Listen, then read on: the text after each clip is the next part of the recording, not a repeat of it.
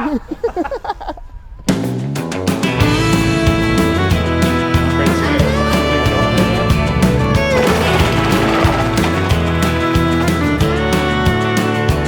year, new team. Oh, don't put that in.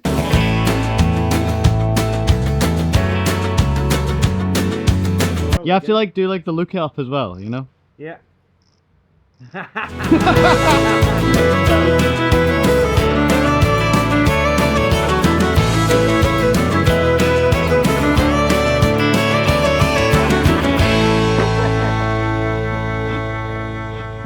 What do you think of this house? A bit creepy, yeah. It's like a bit of a horror movie house. Well, when I arrived, Dan came out and he was like, "You sure you're going to be alright staying in there? It's a bit creepy." There's a real sketchy swinging chair outside.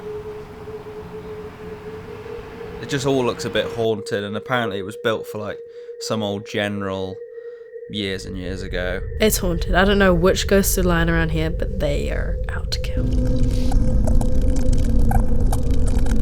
Bladen reckons it's haunted, but nah, it's all good. It's photo day. Look at our beautiful children. Bike out, please. Can you take the bike, please? This is my favourite part of the job. Good. This is why I do it. It's why we put all the hard work in, get in the gym so much. In a way, that's true.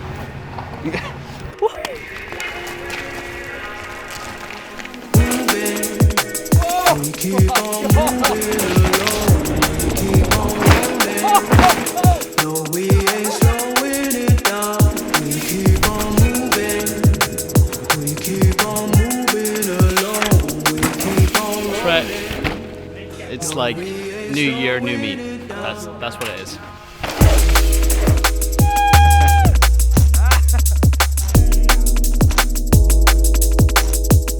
My old team, they were older and they definitely knew what they wanted, which I looked up to. Loris was obviously Loris. Like, I've looked up to him for so long and it was hard to kind of have a normal conversation with him because there was just that like line. Having Reese there as well, I don't know, it was just like they had their own worlds and they kind of took charge of that. But this new team, so young, so happy and very like interactive and very open. Yeah, both teams are amazing, of course. But yeah, this new team's high and bigger, which I like. How does it feel to be the oldest rider on this team? A bit weird because I don't feel that old. Well, I mean, I'm not that old, but I don't really like it, to be honest. But I do like riding with younger guys, and I do feel like they have a little bit of fire and that kind of spice that you need. A lot of my time with Madison, actually, I was on with older riders, generally a lot more reserved, and they know when and at which point they need to raise their game. Whereas younger riders don't see it like that. They just send it all the time. Whether they're tired, whether they're a bit injured, they're going to send it. And I think to have a bit of that is quite healthy. So I'm quite enjoying that too.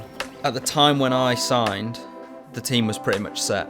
I had a pretty good picture of what the team was going to look like. So I could place myself within that and kind of figure out how I thought it was going to be. So I felt like that was going to be fun, that was not going to be a problem. We're all at a level where a little bit of help between us can bring the whole team up. Obviously we're super competitive with each other, and that's just a natural thing. There's nothing I can do to slow him down, and there's nothing he can do to slow me down. It's just that's the nature of the sport. So, and you're against the clock at the end of the day, but I think a little bit of help and just mutual respect between you all puts you in pretty good stead, really. My first World Cup was Leo game. I feel like those first few races were I was just so in the moment, just stoked on everything, that it's kind of, I actually struggle to remember how the weekends went. It was just like surreal that I was there finally. I got 5th, and then from that point I was like, I just believed, and from there it's been good. Lachie was sick. I guess I was just still stoked from the last race and just stoked to be in Europe. We were 16 in a van by ourselves, like slumming away. It was just fun with your mates and stuff. But yeah, Lachie was good. First podium, got third. Before Leo Gang, kind of, I had no expectations really. I had no idea. And once I had an idea, I was like, why not, you know?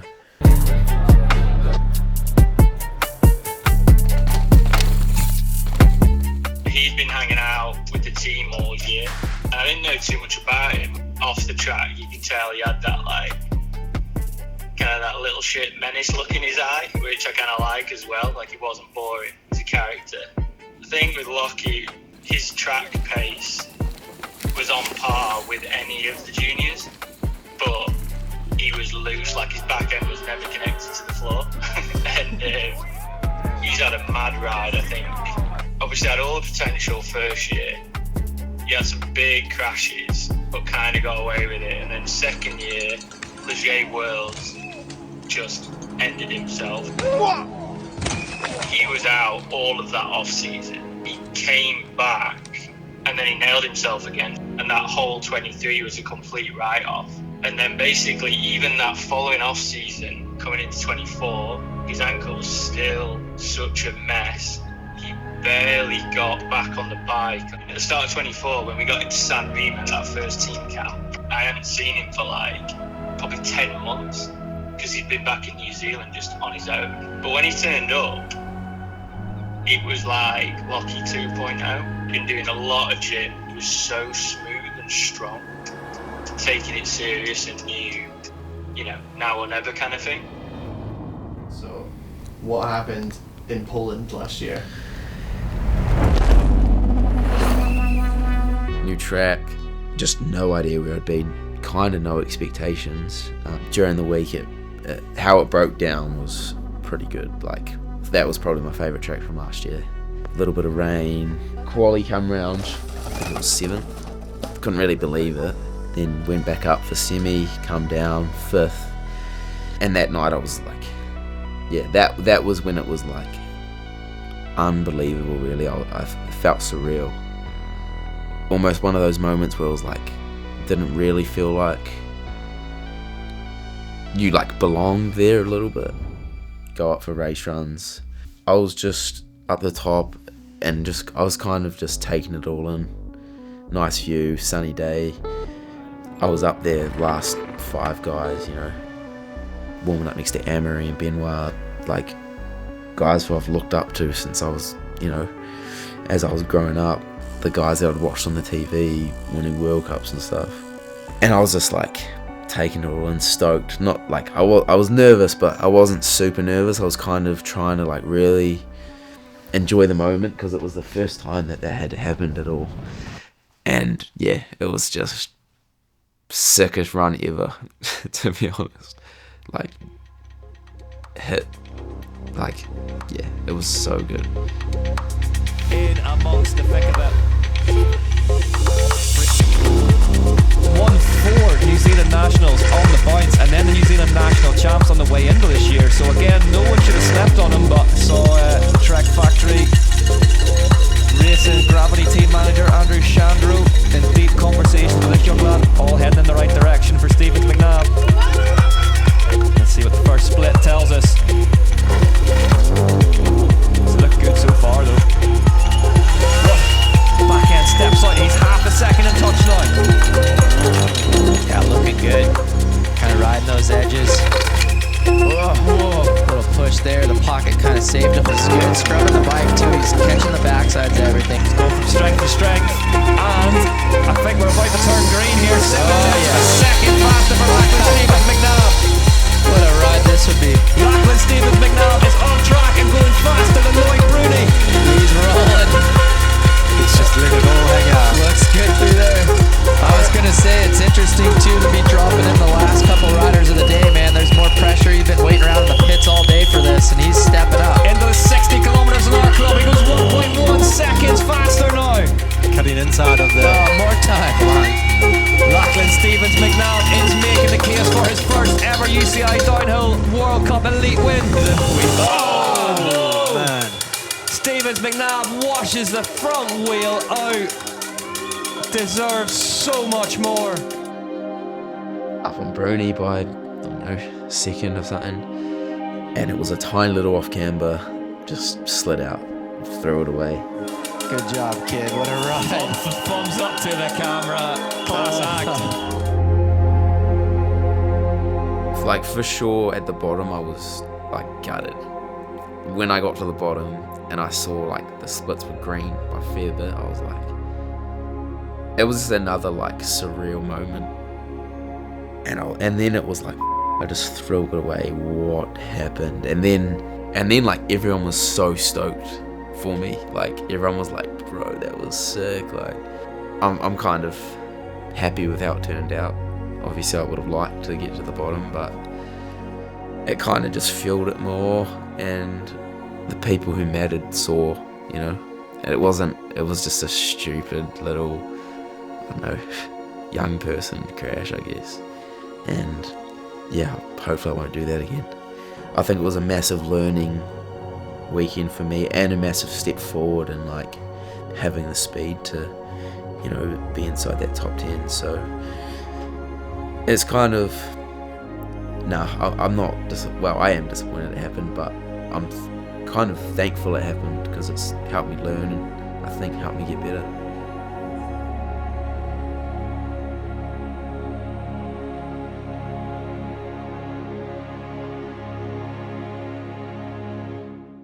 His approach to racing, careless, and I don't say careless in like a derogatory way, I just mean he just gets on his bike and sends it. Doesn't think about it too much.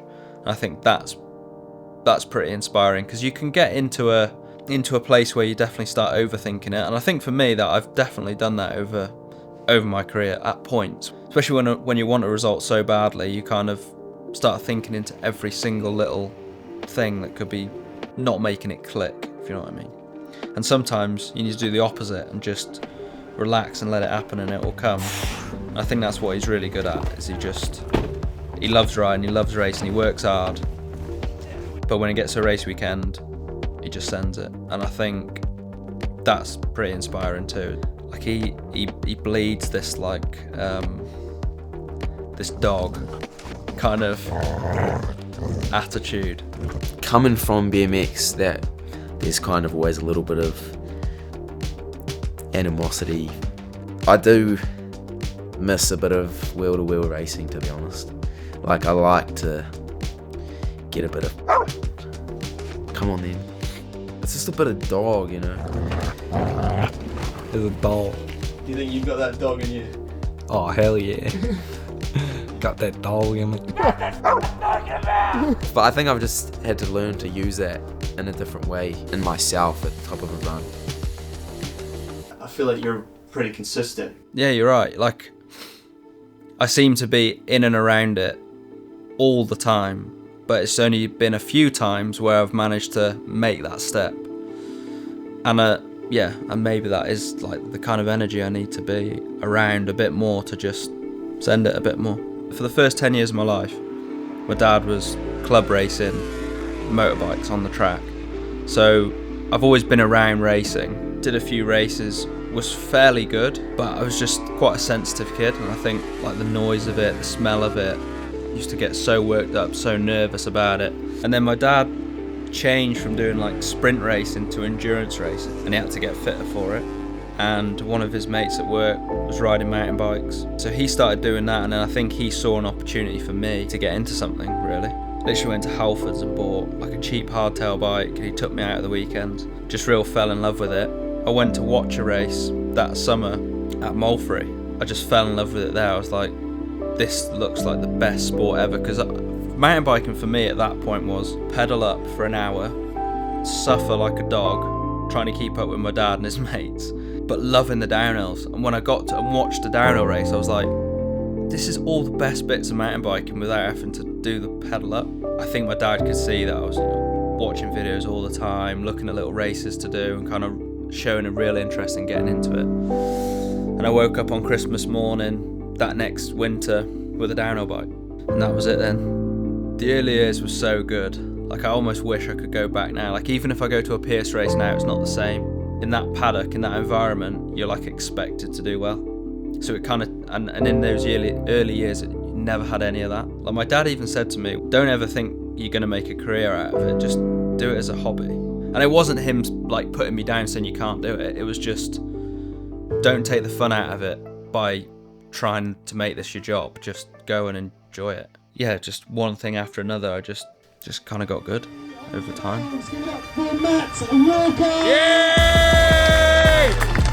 Yeah, Matt! The Madison Saracen journey for me started that I won juvenile national champs. It just so happened that they were looking to start a development team. And it was so cool. Like, I'd gone from basically out the back of the van with Dad to a mechanic between us. We had our own pit space, we had our own kit. It was like the first time I'd done a race on brand new tyres, and I'd have a race set of wheels. It was such a cool experience for me at that time. So I did that for 2 years, and then got the call. If I wanted to go to World Cups, then I've got a spot basically.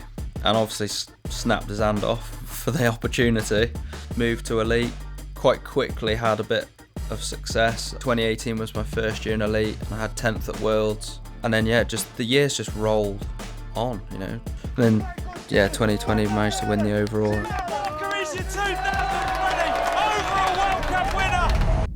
Why do you think people forget that? I think it was COVID. It was a bit of a funny year, and I think people write it off because it was like 4 rounds or whatever that year, which is a bit of a shame, because although there was only 4 rounds, everyone was there. It was all the same guys who were there today, you know. And it just felt different. The races felt different. No crowd, and that was strange for me too. I felt like even being as successful as I was over those 4 races didn't really feel the same as like until 2 years later when I won a World Cup in front of like a full capacity crowd and stuff in Leogang. Those two things were completely different. And it's a shame really, because I think winning an overall is such a huge achievement, and I probably did it in the worst year in terms of like satisfaction on the day. But it's just one of those things. I wouldn't change it. It's cool, it's in black and white, and I'm stoked on it. I do think I've definitely been under the radar, and at times it's frustrating because you think, it's not that I want people to blow smoke up my arse, it's just it's the respect really. I think generally we kept our heads down. I think Will liked it that way too. I think he liked being a bit of an underdog, a small brand. There was a lot of times over the years where I never thought I was going to leave. A few rounds into the year, and every other contract period we'd had discussions fairly early, and that conversation for next year never really came. So naturally it started making me think, well, maybe it's not an option to stay. Maybe they want to... It never crossed my mind that the team was going to be finishing. It was just maybe they didn't want me part of it. And with that kind of period of doubt, you start thinking about your other options. Well, if I look around the pits, where can I see myself? All of a sudden we're in July in Lachie, and Will said, can I have a meeting with you? And at that point I thought, it doesn't seem like this is going to be good news. The team was folding, it was finishing at the end of the year, and well, we're all out of a job basically, and we have to find something for next year. And it hit me quite hard, but not straight away. It took me a little while to process the news actually. Over a period of time, I was looking forward to a change. I always tried to see the positives in it and thought, well, maybe a change would be good for me. Maybe riding on in a different bike, having different people around me might be just the change I need to kind of reignite my career. And I was, obviously super grateful for everything they've given me, and I wouldn't be sat here without that last 11 years. We'd had a lot of success, and over the last couple of years, for one thing or another, it's not quite gone our way, and that was frustrating for everyone involved. Trek have had a lot of success. That really drew me to them. It wasn't about the length of the contract, it wasn't about the money, it was about me almost taking control and putting myself in the place I believed that would get me back to the top. In those moments where you cross the finish line and you've not had the result you want, in those moments in the finish area, you'd write anyone any check to get on the podium or to win the race. So I kept hold of that feeling, you know, and when it would come to crunch time and I was deciding on what team, I made that decision purely because I thought that Trek was the best place to do it. Money wasn't a factor for me, it was just putting myself in a position where I thought I could win.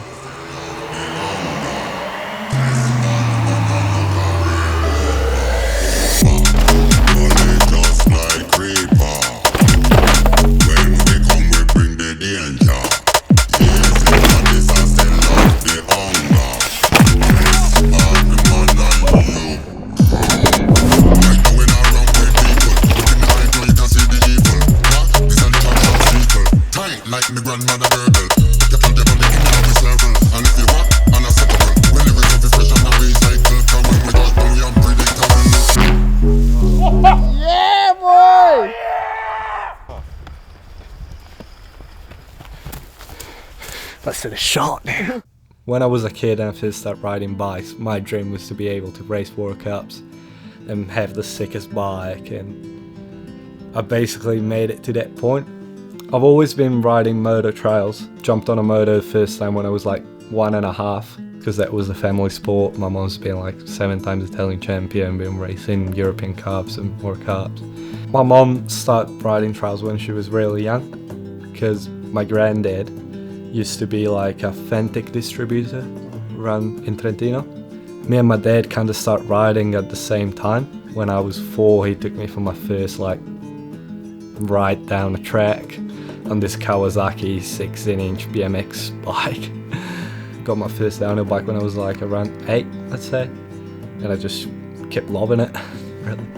There's one thing my dad always told me is, if you can ride trials, you can ride anything. I feel like going into this year, first year elite would probably be good, because it'll sort of be like going back to first year junior. Like, what I expect to myself really is just, I want to make it to the finals, and I just want to have fun on my bike really, which I'm really having heaps of fun lately. If the pace is up with the top riders, I mean, why not? Like, I want to just do the best I can really. So yeah, basically me and Ella are on the development wing of the team, which basically means we're not on the proto bike, we just have something that works and can win races, as Laurie's showed last year. So now we've got different kits from the other guys, and I think we've got the better colorway on the bike, so yeah. Well, I actually rode the Trek a couple of years ago when we were developing a new bike for Saracen. It was one of the bikes that we knew was doing really well at the time, and I remember saying to Will, do you think there's any chance at all we could have a black Trek with a Saracen logo on it? It was that good at the time. I was really surprised at how quickly I adapted to it, to be honest. And also so many options for stuff too. Like, this was before I got on the prototype bike, and then obviously we got the prototype bike in California and been working on that a lot since, and just gradually over the weeks getting more and more comfy with it. I've never been in a position where I've got so many options on one bike in front of me, and I can completely change it from run to run if I wanted. So I think all the development and stuff that we're doing now to make the bike as easy and as fast to ride as possible will trickle down to the trail bikes and stuff. So I mean, this is where like most of the development comes from. Well, yeah, me and Matt, I think we're at totally different ends of the spectrum. It's got the same logos on it, same parts, but he is riding a completely different bike to me. He's got his bike as progressive as possible. I've got mine as linear as possible. His main pivot higher than mine. I've always been set it and forget it my whole life. If it was wet, it was just slippery, you know. You didn't put different tyres on, or pretty much until I raced my first World Cup, I didn't even check my tyre pressures when I rode. I didn't know what pressures were in my tyres. If they were soft, I'd pump them up. So, you know, as I'm getting access to the stuff, I am interested in. I think there's definitely gains. Josh, my mechanic, it's sick. Me and him are the same age, and he's really keen to make the bike as fast as possible. I mean, right now I think the bike's insane. So by the time I get to racing, I'll be ready to race. Once I'm happy, and I've tried a few things, and I've gone, and I've maybe even gone over it again just to make sure that I was right the first time around. I try and leave it alone. It's not something I want to be thinking about or spending energy on over a race weekend, really. When I got to Mont Sainte Anne, obviously I had a lot kind of going on anyway with changing teams. I did kind of feel this overwhelming feeling of almost relief in a way. I'd had a really good week in US Open. I stayed with the Union, which was a totally different vibe to what I was kind of used to. Ended up winning that, and I don't know, I just that in US Open I just found a good flow all week, really. That was cool for me too, to see that, like, especially Locky can be so chilled as he is and still go and smoke everyone at the race on Sunday afternoon. Like, I don't have to be putting so much pressure on myself and making the weekends as like mentally tough as it needs to be. At that time I was in a bit of a sticky place because I almost needed a result to show people my worth. But at the same time I was like, I don't look what you're doing. You're racing your bike all around the world. It's a pretty incredible opportunity. Just enjoy it. Got to MSA and I just carried it straight into that. Love that track. Sickest track ever. Just felt comfortable and felt like I could just link stuff together nice, and then yeah, qualified first, and that was a surprise, but it was such a nice relief to know that still ride a bike at that level, which I'd obviously not done for a couple of years, so it was nice to know it's still in there somewhere. That joy ended about 2.5 hours later when I was picking myself up in the rock garden, but on the flip side of that, I was happy too that I actually had the speed. I'm far happier with the way it went than finishing 30th. If you go down trying, then I'm much happier with that. But me and Locky had a good chat after it. We went back and forward talking about a few lines, like even after the semi-final, and I was just explaining a few bits and bobs and why I chose to go here, there, and just helped him a little bit for the final. Lachie Stevens-McNab for Union, forged by Steel City Media, and I think it's fair to say it's from the Ruin and Done folder of anything could happen next. Lachie Stevens-McNab, a line there though. Yep, good exit speed. Whoa. Was third at round 3 earlier on the season. He's got some serious speed in it. Calls Rotorua home, pulls a tear off mid-air. You love to see it, pulls a tear off mid-air. Lachie Stevens-McNab. I think the pull-off in mid-air is probably the best option. So, well, I was kind of trying to think. Some tracks always green. He's faster. He's 0.4 of a second up now. Lachie Stevens-McNab here in Mont Sainte Anne in the rain. Oh, wow! Launched it. Lachie Stevens-McNab has had a breakthrough season. Is he going to end it with his debut UCI Downhill World Cup win? So far, Greenland holds on to the hot seat, but the Kiwi's going to have to do something special in the rocks. That looked very, very fast through there, Jesse. Yeah. Oh, wow. Wow. So Ben rolled the dice and came up 6th. I can report from the bottom, Benoit Coulonge, apparently the first rider on a full mud tire setup. Interesting to see what Lachie Stevens-McNab's got on. I wonder if even he knows. He just sends it. Heads towards the 4 split now. Big pull. He's still up, 0.3 of a second for Stevens-McNab now. This one is doable. Are we going to see a new hot seat resident at the end of this run? The Union by Steel City Media, the star, one of the stars of 2024, Lachie Stevens-McNab, whistles down the finish line in Mont Sainte Anne. Is he going to take the lead in the race? He does so by 0.4 of a second. Mont Sainte Anne has a new leader, and it's Lachie Stevens-McNab. Yeah, it was good. I was solid and it wasn't anything special, but I think if I'd have gone for anything more, probably would have laid it down. So no, I'm stoked to get a clean run in.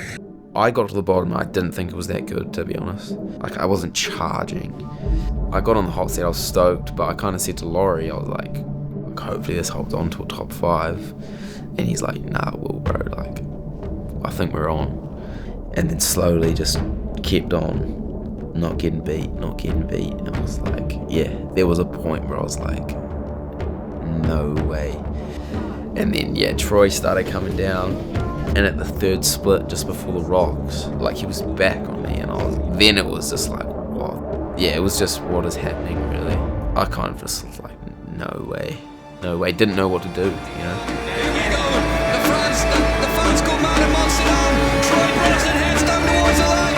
Is he going to take the win? Troy Brosnan takes the win by 600ths of a second.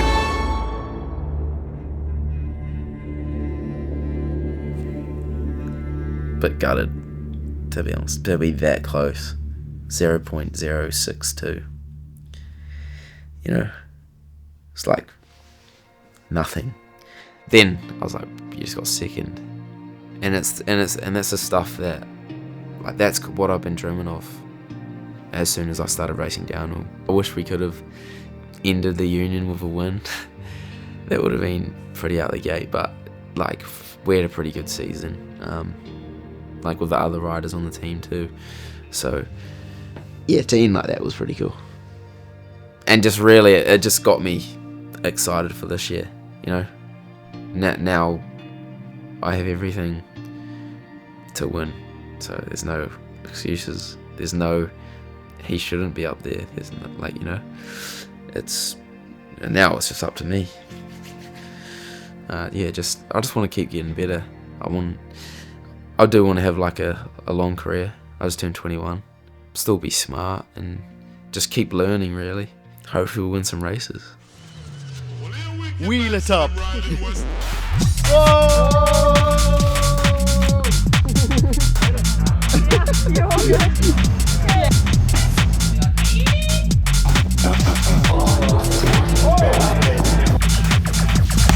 Trek Factory Racing has had a full refresh, a whole new team of bikers, and it's going to be a great year. Hey y'all, it's me, Max Rendell. I'm out here